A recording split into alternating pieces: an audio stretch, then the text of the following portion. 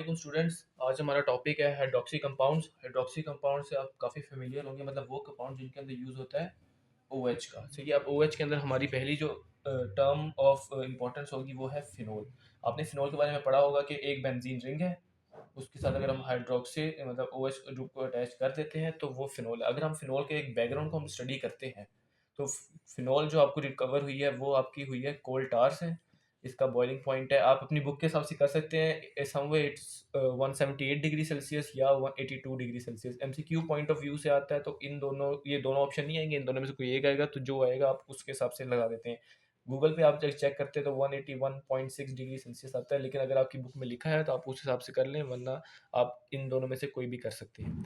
Phenol के बारे में अगर हम बात करते चले तो फिनोल जो है उसका दूसरा नाम हम बना सकते हैं कार्बोलिक एसिड।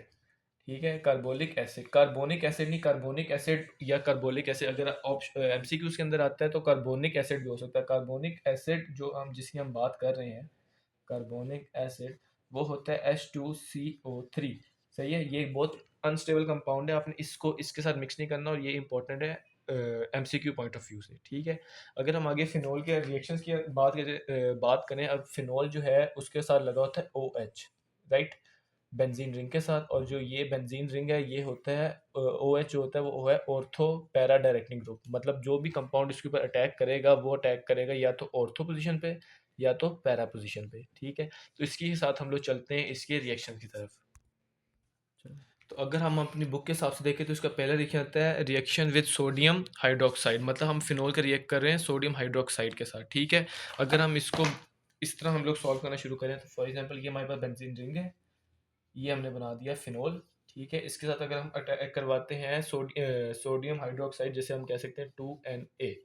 ठीक है, तो ये आपको रिएक्शन देगा, ये ONA हो जाएगा। सही है, नेगेटिव एंड पार्शियली पॉजिटिव। ठीक है, एंड यहाँ पे पीछे बच जाएगा, यहाँ से H निकला, सही है, वहाँ पे N हो जाएगा, तो यहाँ पे H2 जो आपके पास है वो बच जाएगा। ठीक है, उसके बाद ये है कि हमने इसके जो रिएक्शंस हैं वो हमने चेक करने हैं।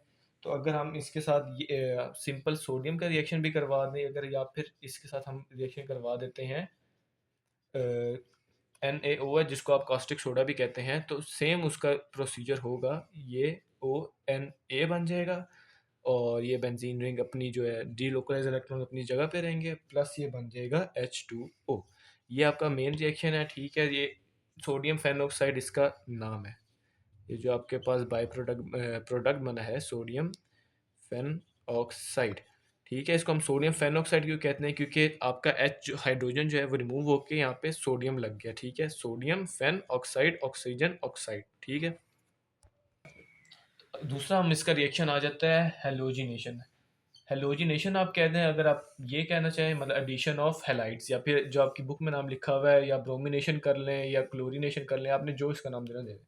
अब इसके अंदर आप ये करते हैं कि आपके पास ये है फिनोल, इसके अंदर आप ऐड कर देते हैं Br, या Br2 कर लें या 2Br कर लें, वो आपके ऊपर है। ठीक है, और अब मैं आपको बताया था स्टार्टिंग में जो OH है वह है ऑर्थो या पैरा डायरेक्टिंग ग्रुप। ठीक है, तो मतलब वो अटैक करवाएगा ब्रोमीन का या इस पोजीशन पे या इस पोजीशन पे।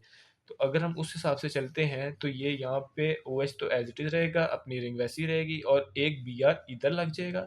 और अगर यहाँ पे दो हैं, सही है, it depends upon the product. सही है, ऑर्थो पैरा डायरेक्टिंग ग्रुप है तो वो ऑर्थो पे भी लग सकता है, प्लस यहाँ पे हम लोग बना देते हैं दूसरा OH, और ये है आपका पैरा पे। ठीक है, और इसकी का दूसरा रिएक्शन आ जाता है कि अगर फॉर एग्जांपल OH है वो आपके साथ बना देता है कि 2,4,6 ट्राई ब्रोमोफिनोल बनाओ। ठीक है, तो उसके अंदर हम 3Br2 ऐड कर देते हैं। ठीक है, और वो आपके पास क्या बनाते हैं, सिंस ये ऑर्थोपैराडाइटिक ग्रुप है जो मैंने पहले मेंशन किया, तो यहाँ पे OH, ये एक Br यहाँ लग गया, एक Br यहाँ लग गया, एक Br यहाँ लग गया, तो ये बन जाता है 2,4,6 ट्राइब्रोमोफिनोल। अब यहाँ से एक H निकला है, यहाँ से एक H निकला, यहाँ से एक H निकला, तो 3H बन गए, और यहाँ पे ऑलरेडी 3 हमारे पास Br बच रहे थे, तो 3HBr हमारे पास एज अ बाई प्रोडक्ट बच जाएगा।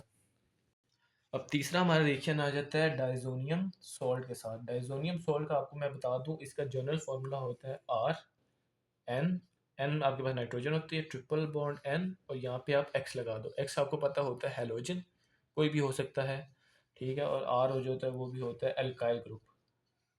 ठीक है, अब इसी के अंदर जो हम जो आपका थर्ड रिएक्शन है बुक के अंदर, उसके अंदर हम ये जो है फिनोल रिंग है, इसको हम ओ एच एंड इसका हम रिएक्शन करवा देते हैं कॉस्टिक सोडा के साथ टू फॉर्म सोडियम फेनॉक्साइड। ये ऐसे O N A partially positive partially negative और प्लस यहाँ पे हो जाएगा H2O। ठीक है, तो अगर तीसरा जो इसका सेकंड स्टेप है, ये था स्टेप नंबर 1, ये था स्टेप नंबर 2, ये सोडियम फेनॉक्साइड का हम रिएक्शन करवा देंगे डाइजोनियम सॉल्ट के साथ। ठीक है, ये आपका अभी हम डाइजोनियम सॉल्ट बना देते हैं, सिंस मैंने आपको बताया कि ये N ट्रिपल बॉन्ड N और हम X की जगह फॉर एग्जांपल Cl लगा देते हैं। ठीक है, as per your book. Plus हमने सोडियम फेनॉक्साइड जो है वो इसको हमने ऐड करना है इनके साथ। तो ये एज इट इज़ ONA, और इसके अंदर जो हम लोग एज अ कैटलिस्ट यूज़ कर सकते हैं या एज अ रिजेंट यूज़ कर सकते हैं वो वाटर है। और ये आपके पास अल्टीमेट प्रोडक्ट बना देता है येलो प्रेसिपिटेट। सही है, और इसका होता है N triple bond N and इसके साथ भी बेंजीन रिंग लगी होती है। ठीक है, और इसकी दूसरी साइड पे हम OH लगा देते हैं और इसका जो बाय प्रोडक्ट बन जाता है वो सॉल्ट बन जाता है। जो ये स्ट्रक्चर हमने बनाया है इसका नाम हो इसको हम येलो प्रेसिपिटेट कहते हैं, क्योंकि ये येलोइश अपीयरेंस देता है बनने के बाद, और जो NaCl है वो एज अ बाय प्रोडक्ट आपको पता है वो सॉल्ट होता है। तो ये हमारे जो बुक एज पर बुक हमारे 3 रिएक्शन थे। तो स्टूडेंट्स आपको मैं मेन चीज़ बताता चलूँ, जो main as a MCQs point of view से अगर जो चीज़ इंपॉर्टेंट है, ठीक है, वो अक्सर ये पूछता है कि जो फिनॉल है वो दूसरा नाम उसका क्या है, वो है कार्बोलिक एसिड। अक्सर लड़के या बच्चे कंफ्यूज होते हैं, वो कह देते हैं कार्बोनिक एसिड का फॉर्मूला होता है H2CO3। सही है, और जो कार्बोलिक एसिड है जिसको हम लोग फिनॉल कहते हैं, इसका फॉर्मूला C6H5OH। एक ये अपने पॉइंट ऑफ व्यू अपने जेन में रखना है, और दूसरा ये कि जो वो है फिनॉल है वो निकलता कहाँ से है। ये भी एक MCQ काफ़ी है, 4 बार पूछा जाता है, कोल टार। तो 2 एमसीक्यूज आपके ये हो गए। तीसरा वो एमसीक्यू जो कॉन्सेप्चुअल पॉइंट ऑफ व्यू से पूछता है, वो ये पूछता है कि जो एक अल्कोहल है, एक फिनॉल है और एक वाटर है, इनमें से सबसे ज़्यादा एसिडिक कौन सा है? तो सबसे ज़्यादा एसिडिक जो है वो फिनॉल है, उसके बाद वाटर है एंड उसके बाद अल्कोहल है। ये एक बहुत इंपॉर्टेंट एमसीक्यू है कॉन्सेप्चुअल पॉइंट ऑफ व्यू से, और ये काफ़ी दफ़ा एग्जाम्स में पूछा जाता है। बाकी एज पर योर बुक हमारा फिनॉल का टॉपिक इतना ही था, ज़्यादा डिटेल में जाने की ज़रूरत नहीं है। एंड तो एक सवाल जो है वो कॉन्सेप्चुअल बेस पे बहुत ज़्यादा दफ़ा पूछा जाता है इस टॉपिक में से, कि भाई जो फिनॉल है वो ज़्यादा एसिडिक है वाटर से, या फिर और वाटर जो है वो ज़्यादा एसिडिक है अल्कोहल से, या मोस्ट प्रोबेबली एथेनॉल जो है वो आपकी बुक में यूज़ होता है। या वो ये पूछ सकता है, या वो ये तीनों दे के इनकी तरतीब पूछ सकता है, या फिर वो ये पूछ सकता है कि भाई ये ऑर्डर क्यों है। इसके पीछे रीज़न ये है कि जब फिनॉल प्रोटॉन लूज करता है तो वो ओ नेगेटिव बन जाता है। ठीक है, उसने प्रोटॉन लूज कर दिया। अब ये जो इसके अंदर रिंग होती है, ये होते हैं डीलोकलाइज इलेक्ट्रॉन। जब डीलोकलाइज इलेक्ट्रॉन्स होते हैं तो वो इसकी एसिडिटी है वो ज़्यादा कर देते हैं, जिसकी वजह से जो ये नेगेटिव चार्ज है ये सर्कुलेट करता रहता है पूरी रिंग के अंदर, जिसकी वजह से फिनॉल जो है वो ज़्यादा एसिडिक होता है। वाटर के केस में बात करें तो वाटर के जो ऑटो आयोनाइजेशन कांस्टेंट है उसकी वैल्यू ही बहुत कम है। इसके अंदर ऑटो आयनाइजेशन की एबिलिटी होती है कि फॉर एग्जांपल अगर हम इसे किसी भी हल्के मीडियम में रख देते हैं तो ये फ़ौरन स्प्लिट हो जाता है H और OH नेगेटिव आयंस देने के लिए, जो कि आर्हेनियस कॉन्सेप्ट से हमें पता लग गया था। तो इसके जो ऑटो आयनाइजेशन है उसकी जो वैल्यू है वो है 1 × 10⁻⁻14, जिसकी वजह से ये लेस एसिडिक है देन फिनोल। ठीक है, और बात हम करते हैं अल्कोहल की, तो अल्कोहल के अंदर या कार्बन होते हैं या हाइड्रोजन होते हैं विद 1 ऑक्सीजन होता है। ऑक्सीजन की आपको पता है जो इलेक्ट्रोनेगेटिविटी है वो है 3.5।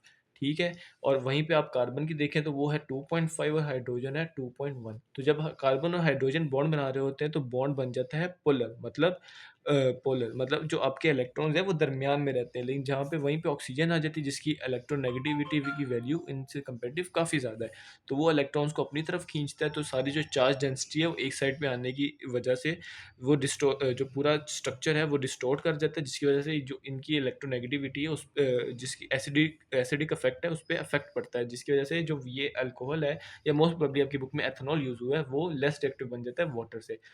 तो ये जो रीज़न्स हैं ये आपने मेरे बच्चों अच्छे तरीके से याद रखनी है। इसी रीज़न्स ये सवाल काफ़ी दफ़ा कॉन्सेप्चुअल से पूछा जाता है। बाकी इसके अलावा अगर आपको कोई भी इश्यूज़ है, क्वेरीज़ है, तो आप कमेंट सेक्शन में पूछ सकते हैं। फ़ी अमान अल्लाह बच्चों, अपना बहुत सारा ख्याल रखें।